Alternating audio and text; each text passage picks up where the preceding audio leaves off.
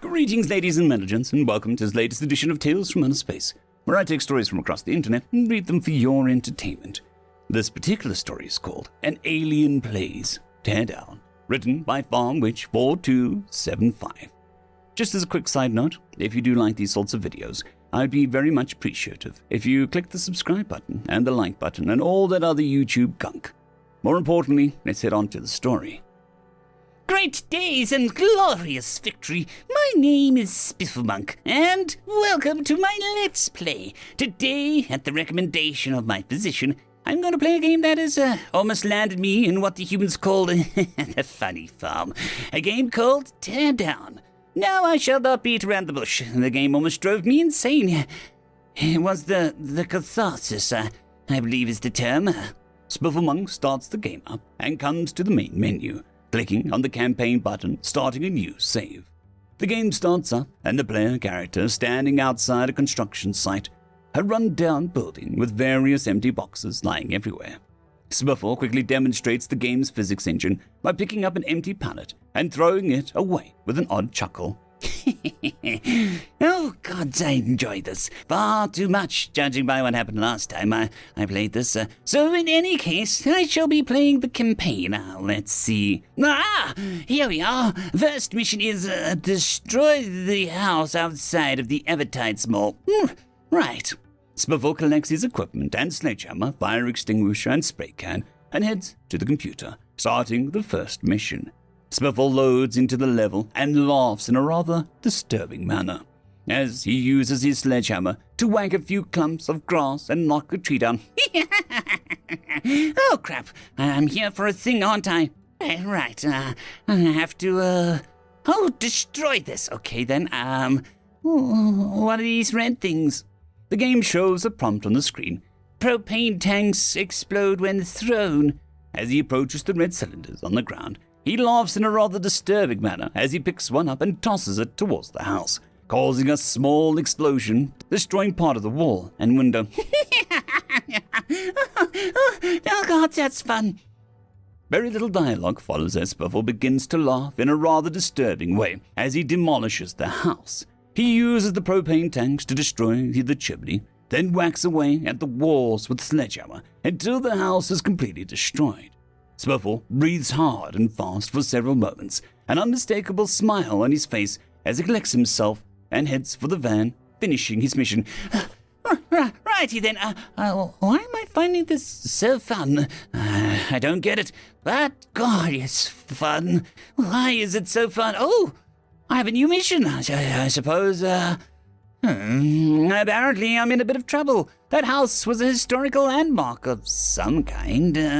Apparently I have to go to a place called Lee Chemicals and steal some computers, or get sent to prison for destroying the house. Oh dear. Well, I guess I'll have to do it then. Spifflemonk begins the mission and finds himself at the entrance to a chemical factory. He suddenly laughs in a very sadistic manner as he notices various things he remembers from the first time ever playing the game in his very map. Oh, gods, I remember this. I played the sandbox mode the first time I was here, and I spent 2 hours disassembling every single solitary pixel of this entire map. Alas, I must do a mission, so I guess I'll wait. Now, look at the map and ejectors. Guess I'm going there. Spiffle heads towards a small shed nearby and bashes the door open with a chuckle. He enters the building, grabs one of the computers as his objective, and moves to the next objective on the list. He heads into a larger house, picking up a computer on the 2nd floor. The last objective is high up in the corner office in the factory building. There does not seem to be a way in, so Spiffle explores a bit, encountering a boom lift. He drives it around for a bit before smashing it into the office above him. Oh dear. I think wait. I can get up there now. Yes. Spiffle climbs up the boom lift and grabs the computer, completing the mission. He heads outside and back to the van, finishing the mission and returning to his home. Well, it seems I have another mission at Lee Chemicals again. This time to pick up a login device of some kind. Apparently, there is some kind of alarm system, so I guess I'll have to deal with that. Right, then. Well, let's go. Spiffle starts the mission and finds himself outside of Lee Chemicals once again. He uses his newly acquired blowtorch to break open the lock to the front gate and the first objective. He enters the building, a chemical refinery unit of some kind, and heads upstairs. He grabs the first target and a timer starts as the alarm goes off. Oh, crap! So I wasn't supposed to do that, was I? Oh, no. Where's the next objective?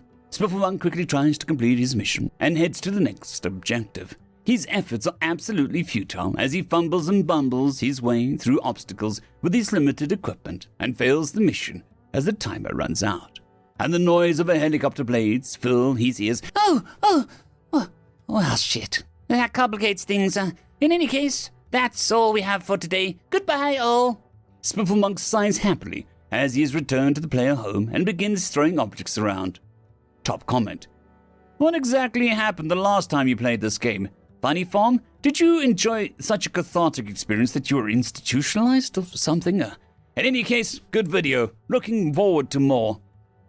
Great days and glorious victory. My name is Spifflemonk, and welcome to my Let's Play. Today we're back to Teardown, the catharsis game, the relaxation game.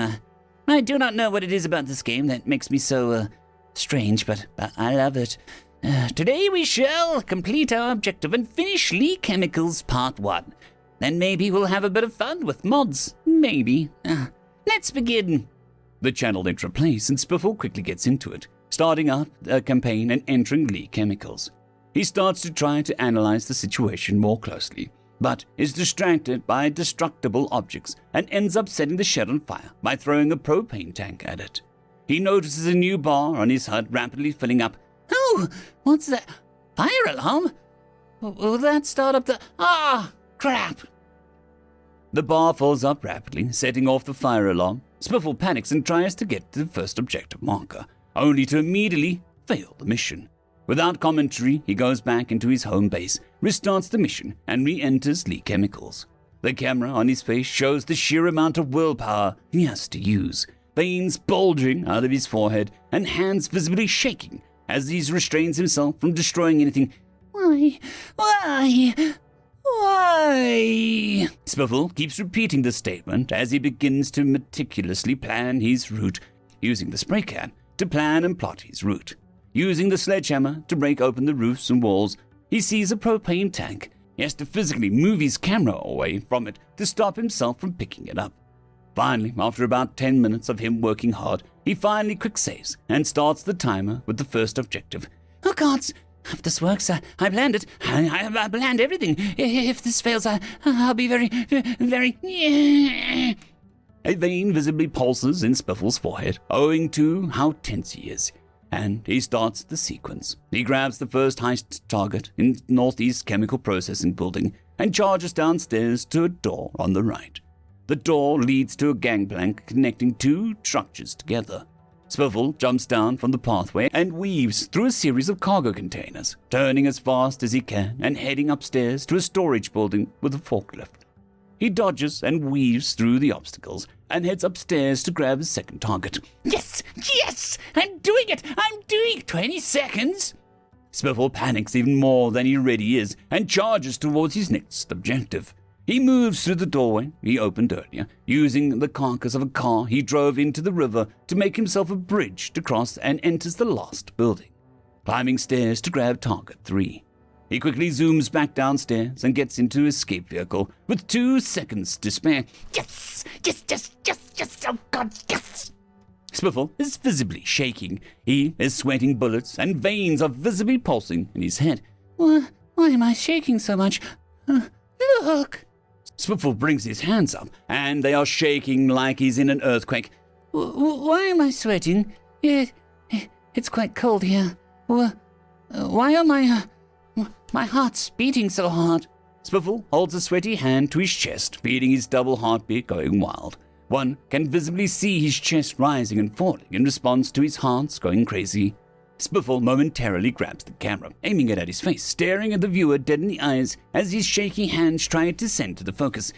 What the fuck did you humans make me do? What did you do to me? What is this game? Video simply cuts to no channel intro.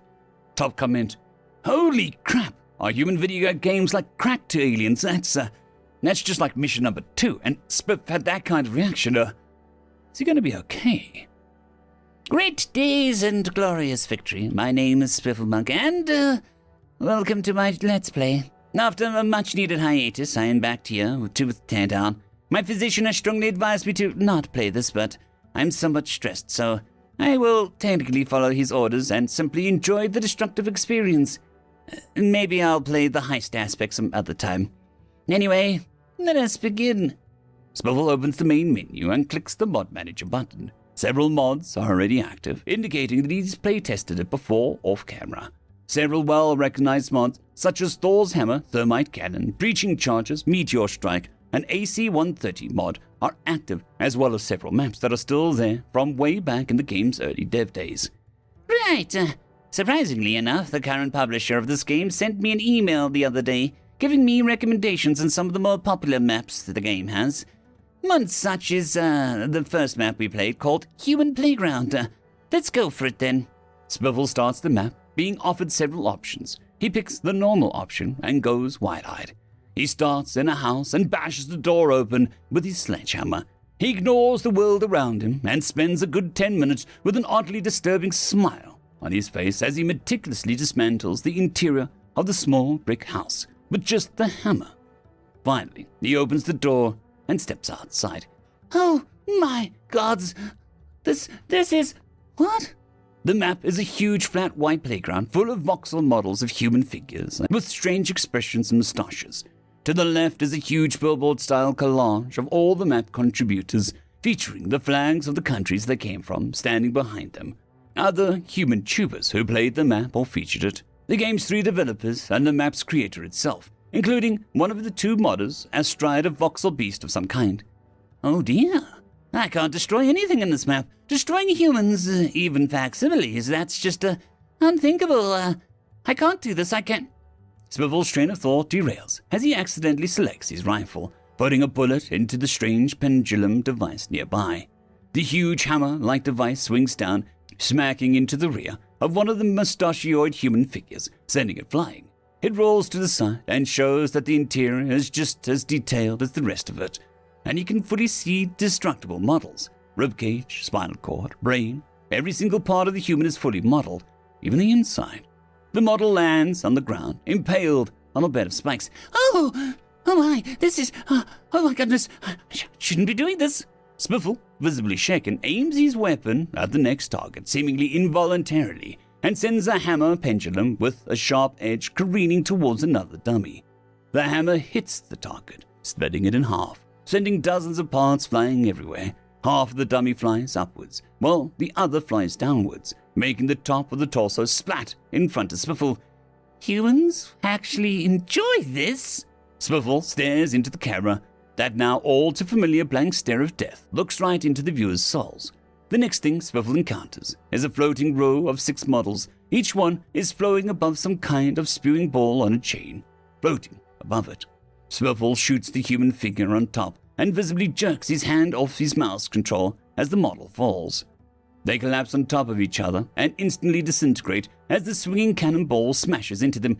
Why can't I stop? Why did I do that? Spiffle looks at his hands and mouse and stares blankly at the camera again. Something is very clearly wrong, almost as if some unknown force is guiding his hand.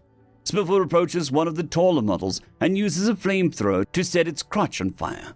He stands there for a solid 10 minutes just watching the figure catch fire and burn. He approaches the figure after the fires go out and marvels at the sight of all the internals except the skeletons are gone. Why? What am I doing? Why is this so... Why?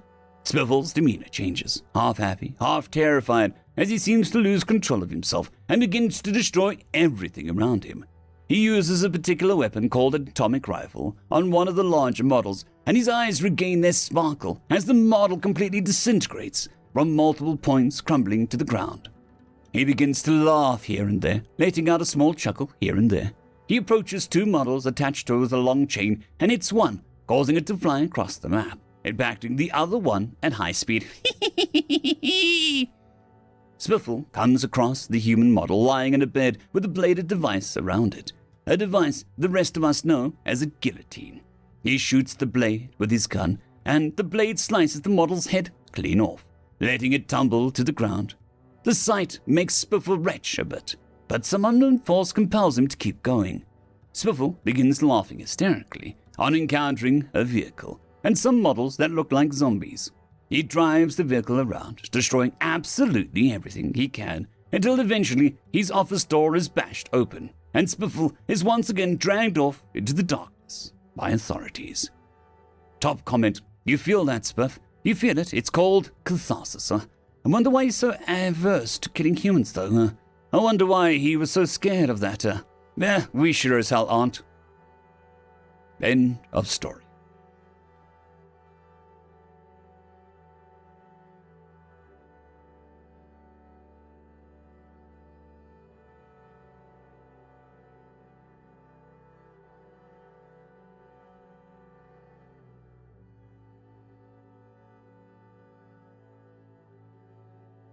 I'd quickly like to thank the T5 peeps: Cold War Boomerwaffen, Severin Cerberus, Bushmaster 177, Henry the Red, Caspar Arnholtz, Cold War Boomerwaffen, Elijah Silvercross, Dragzoon WRE, and Severin Cerberus. Thank you very much.